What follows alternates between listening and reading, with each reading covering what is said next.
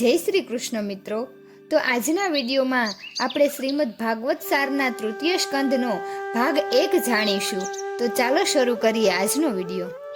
પરીક્ષિત રાજાએ શ્રી વિદુરજીએ કરેલા પોતાના ઘરના પરિત્યાગ અંગે યાત્રા દરમિયાન ઋષિ મૈત્રેય સાથે થયેલા મિલન અને એમની સાથે થયેલા સંવાદ અંગે પ્રશ્ન કરવાથી શ્રી સુખદેવજીએ કહ્યું કે અધર્મને લીધે જેની જ્ઞાન દ્રષ્ટિ નાશ પામી હતી એવા મોટા ભાઈ રાજા ધૃતરાષ્ટ્રએ પોતે આપેલી સાચી સલાહની અવગણના કરવાથી તથા દુષ્ટ બુદ્ધિના એવા દુર્યોધને અપમાન કરવાથી જે દેવ નિર્મિત દિવસે વિદુરે હસ્તિનાપુર છોડ્યું તે જ દિવસે તેમણે ભારતની તમામ પવિત્ર નદીઓની યાત્રાએ જવાનો સંકલ્પ કર્યો। જે તીર્થો ભગવાન નારાયણના ચરણોથી પવિત્ર થયા હતા ત્યાં સ્નાન કરવાની તેમની મહેચ્છા હતી। સૌ પ્રથમ તેઓ વૃંદાવન ગયા। વ્રજ પ્રદેશમાં ભગવાન શ્રી કૃષ્ણે વિતાવેલા બાળપણના વિચારે વિદુરના હૃદયમાં શાંતિ પ્રસરી। ત્યાંથી તેઓ ઉત્તર તરફ વળ્યા। તેમણે અવધૂતનો વેશ લીધો હતો એટલે એમને કોઈ ઓળખી શકે તેમ ન હતું। તેમણે ઘણા તીર્થો તથા ક્ષેત્રોની યાત્રા કરી। એકલા જ ફરતા હતા અને નિર્દોષ રીતે આજીવિકા ચલાવતા હતા। ફરતા ફરતા તેઓ પ્રભાસ તીર્થ શ્રી કૃષ્ણનું પ્રિય સ્થળ હતું ત્યાં આવતા તેમણે સાંભળ્યું કે વાંસથી ઉત્પન્ન થયેલા અગ્નિ વડે જેમ વન બળી જાય તેમ પોતાના સંબંધીઓને પરસ્પર સ્પર્ધાના નિમિત્તે વિનાશ થયો છે અને એ પછી ભગવાન શ્રી કૃષ્ણની સહાયથી રાજા યુધિષ્ઠિર આખી પૃથ્વીનું એક છત્ર અખંડ રાજ્ય કરે છે। પછી તે શોક નિમગ્ન વિદુર ચૂપચાપ સરસ્વતી નદીના કિનારા તરફ ચાલતા થયા।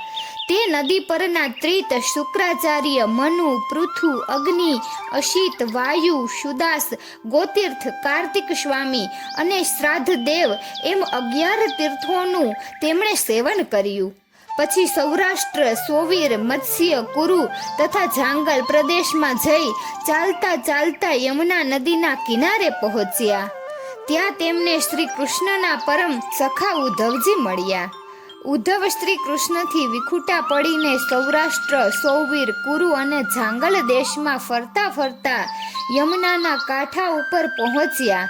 તે જ અરસામાં વિદુર પણ ત્યાં આવ્યા હતા। વિદુરે ભગવાનના લાડીલા ઉદ્ધવને સ્નેહપૂર્વક આલિંગન આપ્યું અને પછી તેમણે સંબંધી એવા યાદવોના કુશળ સમાચાર પૂછ્યા। હે ઉદ્ધવ, કેટલા બધા વર્ષો પછી આપણે મળ્યા। મારા માટે તો આ એક મહાન ક્ષણ છે। કહો, દેવોની પ્રાર્થનાથી જેઓ પૃથ્વી પર અવતર્યા છે તે પુરાણ પુરુષ શ્રી કૃષ્ણ અને મોટા ભાઈ બળદેવજી કુશળ છે ને? ઉદાર વસુદેવજી, માતા દેવકીજી, યાદવોના અધિપતિ રાજા ઉગ્રસેન, વિદ્વાન પણ શ્રી કૃષ્ણ પ્રત્યે ભક્તિભાવ ધરાવતા અક્રૂરજી, પ્રદ્યુમ્ન, શાંબ, સાત્યકી, અનિરુદ્ધ, સત્યભામાના પુત્ર ચારુદેષ્ણ આદિ યાદવ વીરો કુશળ છે ને? મને એ સૌ વિશે, એમની કુશળતા વિશે બધું કહો। હું તો ઘણા સમયથી તીર્થાટન કરી રહ્યો છું। હું તેમના સમાચાર જાણવા ખૂબ ઉત્સુક છું। વળી મેં સાંભળ્યું છે કે યુધિષ્ઠિર ભારત વર્ષના સમ્રાટ બન્યા છે। તમે જાણ્યું તો હશે કે ઘણા સમય પૂર્વે દુર્યોધને મારું અપમાન કરી મને હસ્તિનાપુર છોડીને ચાલ્યા જવાનું કહ્યું હતું। તે વખતથી હું ભારત વર્ષમાં બધે ભમી રહ્યો છું અને નગરોથી દૂર રહ્યો છું। ધર્મની સ્થાપના કરવા માટે અને દુષ્ટ રાજાઓનો નાશ કરવા માટે ભગવાન મનુષ્ય રૂપમાં પધાર્યા છે। રાજાઓમાં બધા જ પ્રકારના મદો એકત્રિત થયા હતા। ભગવાને એ સર્વનો નાશ કર્યો અને પૃથ્વીનો ભાર હલકો કર્યો। જેમની સભામાં વિજયની પરંપરાથી પ્રાપ્ત થયેલી સામ્રાજ્ય લક્ષ્મીને લીધે દુર્યોધનને સંતાપ થયો હતો તે સમ્રાટ બનેલા ધર્મરાજ યુધિષ્ઠિર, અર્જુન અને શ્રી કૃષ્ણની સાથે ધર્મ માર્ગમાં જ પ્રવૃત્ત બની રહીને ધર્મની મર્યાદાનું રક્ષણ કરે છે ને? ઉગ્ર એવો ભીમ હવે તો ક્રોધ રહિત બન્યો હશે। મહારથી અને અતિરથી એવો અર્જુન, સહદેવ અને નકુળ આનંદમાં છે ને? કેવલ પુત્રો માટે જ પતિ વિના જીવી રહેલા કુંતીજી હજુ જીવે છે, એ આનંદ આશ્ચર્યની વાત છે. હે સૌમ્ય, જેનું અધઃપતન થઈ રહ્યું છે એવા મારા મોટા ભાઈ ધૃતરાષ્ટ્રની મને ખૂબ ચિંતા થાય છે. ભગવાન તો અજન્મા છે, છતાં પોતાની આજ્ઞામાં રહેનારા શરણાગત સમગ્ર લોકપાલોના કાર્ય માટે તમારા યાદવોમાં જન્મ્યા છે. સંસારને તારનારા એવા એ ભગવાન શ્રી કૃષ્ણની હકીકત તમે મને કહો. વિદુરે શ્રી કૃષ્ણ અને યાદવોની કુશળતા પૂછી, પણ શ્રી કૃષ્ણના વિરહની ઉત્કંઠાના આવેશથી ઉદ્ધવ એકદમ તો જવાબ આપી શક્યા નહીં. બાલ્યાવસ્થાથી જ તેઓ શ્રી કૃષ્ણના સખા હતા. તે સમયની સ્મૃતિઓ તાજી થતા તેમના નેત્રોમાં આંસુ ઉભરાયા. એકદમ તેઓ જાણે તીવ્ર ભક્તિ યોગથી શ્રી કૃષ્ણના ચરણ કમલમાં નિમગ્ન બની રહી શાંત થઈ ગયા. પછી ધીમે ધીમે સ્વસ્થ બની રહી તેઓ બોલ્યા, હે પરમ સહૃદય, તમે જે પૂછ્યું એનો હું શો જવાબ આપું? યાદવો તો દુર્ભાગી છે. શ્રી કૃષ્ણ હવે નથી. શ્રી કૃષ્ણ પધારી ગયા છે. શું કહ્યું? વિદુર સ્તબ્ધ થઈ ગયા. ઉદ્ધવના શબ્દોનું આકલન તેઓ ન કરી શક્યા. હા ભાઈ, શ્રી કૃષ્ણ રૂપી સૂર્યનો અસ્ત થતા અમારા ગૃહોને કાળરૂપી મહાન સર્પ ગળી ગયો છે. યાદવો શ્રી કૃષ્ણની સમીપ રહેતા હતા, છતાં ક્ષીરસાગરમાંના માછલાઓ ક્ષીરસાગરમાં જન્મેલા ચંદ્રને પણ જેમ કોઈ સુંદર માછલું જ ગણે છે, તેમ જગતના માનવીઓએ શ્રી કૃષ્ણને પણ એક મહાન મનુષ્ય તરીકે જ ઓળખ્યા છે. અમારા યાદવોએ પણ શ્રી કૃષ્ણને એક શ્રેષ્ઠ યાદવ તરીકે જ જાણ્યા છે. તેમનું અજ્ઞાન મને ખૂબ જ વ્યથા ઉપજાવી રહ્યું છે. શિશુપાળ વગેરે દુષ્ટોએ તો તેમની નિંદા કરવામાં પણ હદ વાળી છે. એ ભગવાને તો મારા તમારા જેવાઓનું કલ્યાણ કરવા જ માનવ દેહ ધારણ કર્યો હતો. દ્રષ્ટિને પરમ આનંદકારક એવા એ ભગવાનને ધર્મરાજાના રાજસૂય યજ્ઞમાં જોઈને સર્વેએ માન્યું હતું કે વિધાતાની સ્થૂલ સૃષ્ટિ રચનામાં અથવા મનુષ્ય સૃષ્ટિમાં જે કોઈ કુશળતા છે તે સંપૂર્ણપણે ભગવાનની એ માનવ મૂર્તિમાં જ જાણે ખર્ચાઈ ગઈ છે. બ્રહ્માની પાસે આવી માનવ સૃષ્ટિ રચવાની કુશળતા હવે રહી જ નથી. વળી ભગવાનના સ્નેહ ભોજન શ્રી ગોપીજનો દ્રષ્ટિ સાથે બુદ્ધિ પણ તે ભગવાનની પાછળ જ જતી હોવાથી ઘરમાં સર્વ કામકાજ અધૂરા મૂકીને જ ઊભી રહેતી તે ભગવાન હવે નથી. પોતાના જ પ્રશાંત સ્વરૂપો એવા સજ્જનોને પોતાના જ અશાંત સ્વરૂપો એવા દુર્જનો તરફથી દુઃખ થવા લાગ્યું ત્યારે કૃપાળુ એવા ભગવાન અજન્મા હોવા છતાં ભૂત સ્વરૂપે નિત્ય સિદ્ધ એવો અગ્નિ જેમ કાર્યમાં ઉત્પન્ન થાય છે તેમ મહતત્વ જેનો અંશ છે એવી પોતાની માયા શક્તિથી યુક્ત થઈને આવિર્ભાવ પામ્યા હતા. વસુદેવને ત્યાં કેદખાનામાં પ્રગટ થયા અને અનંત પરાક્રમી છતાં જાણે શત્રુ એવા કંસથી ભય પામીને વ્રજમાં છુપાઈને રહ્યા. કાલયવનથી ડરી ગયા હોય એમ જે મથુરામાંથી નાસી ગયા. એવી હેતુગર્ભ લીલાવાળા ભગવાનની યાદ મને ખૂબ જ સતાવે છે.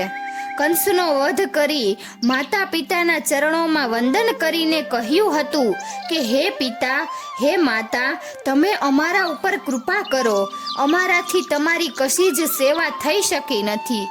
આવું બોલતા જેમણે ફરકતી ભ્રુકુટી રૂપી કાલ વડે પૃથ્વીનો ભાર દૂર કર્યો છે એવા એ ભગવાનની ચરણ કમળની રજને સેવતો કયો પુરુષ એને ભૂલી શકે? શત્રુ હોવા છતાં શિશુપાલને યુધિષ્ઠિરના રાજસૂય યજ્ઞમાં યોગીજનોને પણ દુર્લભ એવી સિદ્ધિ આપી એ તો તમે પણ જોઈ છે. એવા એ ભગવાનનો વિરહ કેમ સહન થાય? અતુલ વિશેષતાઓ વાળા પરમાનંદ સ્વરૂપ ત્રણેય લોકના અધીશ્વર એવા એ ભગવાન રાજ સિંહાસને બેઠેલા અમારા યાદવોના રાજા ઉગ્રસેનને અમે સેવકોને આજ્ઞા આપો એમ બોલી દાસત્વ સેવતા એ ભગવાન હવે નથી એ ખૂબ જ દુઃખદાયક છે. દુષ્ટ પુતનાએ ઝેર ધવડાવ્યું છતાં તેને માતાને યોગ્ય સદગતિ આપી. ક્રોધાવેશમાં માર્ગે પણ ભગવાન વિશે એકાગ્ર મન રાખનાર અસુરોને પણ જાણે તેઓ ભક્તોને આપે એમ એમને અંતે સદગતિ આપી છે. ભગવાન શ્રી કૃષ્ણની આવી કેવી દયાળુતા! આવા ભગવાન વ્રજમાં ગયા પછી પોતાના તેજને ગુપ્ત રાખી મોટા ભાઈ બળદેવની સાથે 11 વર્ષ સુધી રહ્યા હતા. ત્યાં પક્ષીઓના કલરવથી યુક્ત વૃક્ષોવાળી યમુનાની નિકુંજોમાં ગોપ સખાઓ સાથે ભગવાન ગાય વાછરડા ચારતા વિવિધ રમતો રમતા હતા, વાંસળી વગાડતા હતા અને કંસે મોકલેલા માયાવી અસુરોને લીલા માત્રમાં મારી નાખતા હતા. યમુનામાં કાલિય નાગને નાથી તેને દૂર કર્યો હતો અને યમુનાજીનું જળ ઝેર વિનાનું બનાવ્યું હતું.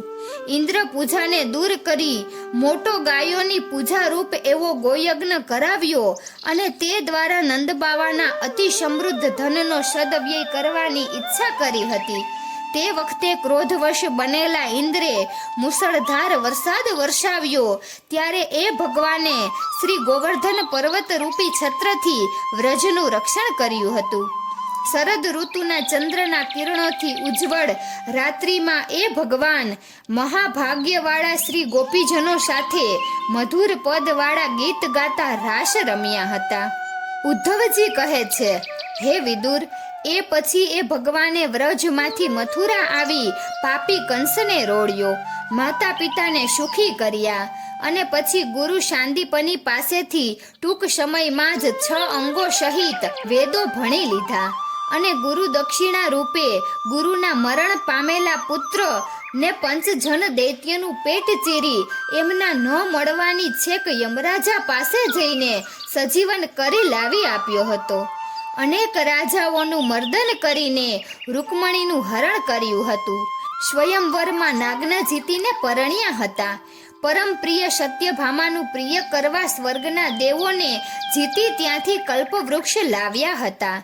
એ પછી કાલયવન, જરાસંઘ, સંબરાસુર, બાણાસુર વગેરે અનેક દુષ્ટ રાજાઓનો નાશ કરાવી છેવટે તમારા ભત્રીજાઓ અને બંને પક્ષની સેનાઓનો નાશ કરાવી ભૂમિનો ભાર ઓછો કર્યો. યુદ્ધ પછી રાજા યુધિષ્ઠિરને સમ્રાટ પદે સ્થાપ્યા.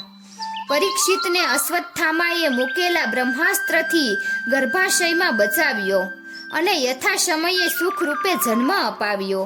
એ પછી ભગવાન દ્વારિકા પરત આવ્યા અને દ્વારકામાં આસક્તિ વગર વિહાર કરવા લાગ્યા. મદોન્મત યાદવો હજી પૃથ્વીના ભારરૂપ હતા એ અંગે ભગવાને વિચાર્યું હતું જ. એ પછી સમય આવ્યો એ ભગવાને યદુકુળનો પણ યુક્તિપૂર્વક નાશ કરી નાખ્યો. એ સી રીતે બન્યું? વિદુરે આશ્ચર્યચકિત બની રહીને પૂછ્યું. કૃપા કરી બધી હકીકત મને વિસ્તારથી કહો. દુઃખદ ઘટના સાંભળવા બધું જ સહન કરવાની મારી તૈયારી છે.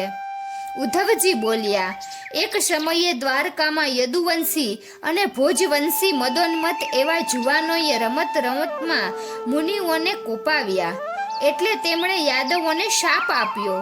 કેટલાક મહિના પછી શ્રી ભગવાને મોહ પમાડેલા એ સર્વ નાના મોટા યાદવો ભગવાનની જ સૂચનાનુસાર આનંદ પ્રમોદ માટે પ્રભાસ ક્ષેત્ર ગયા. ત્યાં સ્નાન દાન તેમ ધર્મ કર્યા પછી તે ઉન્મતોએ વારિણીનું વધુ પડતું પાન કર્યું અને પછી જ્ઞાન ભ્રષ્ટ બની રહી એમના મન ભમી ગયા હોવાથી તેઓ વાસ જેમ પરસ્પર ઘસાવાથી બળી જાય તેમ એ યાદવો પણ પરસ્પર જાણે ઓળખતા જ ન હોય એમ પરસ્પર શત્રુઓની જેમ લડી મુવા બધા યાદવોનો એ રીતે નાશ થયા પછી ભગવાન શ્રી કૃષ્ણ ત્યાંથી ચાલ્યા ગયા અને સરસ્વતીના જળનું આચમન કરી એક વૃક્ષની નીચે બેઠા. હું પણ તેમની પાછળ ગયો હતો. મેં તેમને કહ્યું હતું કે હું તમારી સાથે આવીશ, પણ તેમણે તો મને બદરિકાશ્રમ જવાની આજ્ઞા કરી. તે વખતે પરમ ભક્ત અને સિદ્ધિ મુનિ મૈત્રેયજી પણ ત્યાં અચાનક આવ્યા. તે મુનિના સાંભળતા ભગવાને મને કહ્યું કે હે ઉદ્ધવ, મારી વાત તારે સાંભળવી જોઈએ. તું મારી સાથે નહીં આવી શકે.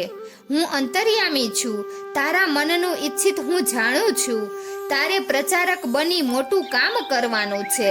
હું તને બ્રહ્મ વિદ્યા શીખવાડીશ, પરમ સત્યનું જ્ઞાન આપીશ.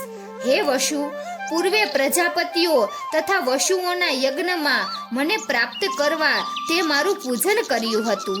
હે સત્પુરુષ, આ તારો હવે છેલ્લો જન્મ છે. હું હવે આ લોક ત્યજી દેવાનો છું. પૂર્વે બ્રહ્માનો જે જ્ઞાન આપ્યું હતું તે જ્ઞાન હું તને પણ આપીશ. મારી લીલાઓ જણાવનાર શ્રેષ્ઠ જ્ઞાન, જેને વિદ્વાનો ભાગવત કહે છે, તે જ્ઞાન હું તને કહીશ. તો મિત્રો, અહીં શ્રીમદ ભાગવત સારના તૃતીય સ્કંદનો ભાગ 1 પૂર્ણ થાય છે. તો તમને અમારો વિડીયો કેવો લાગ્યો જરૂરથી કમેન્ટ કરજો, અને જો સારો લાગ્યો હોય તો લાઈક અને શેર કરજો, અને અમારી ચેનલને સબસ્ક્રાઈબ કરજો. વિડીયો અંત સુધી જોવા બદલ ખૂબ ખૂબ આભાર. જય શ્રી કૃષ્ણ, જય દ્વારકાધીશ.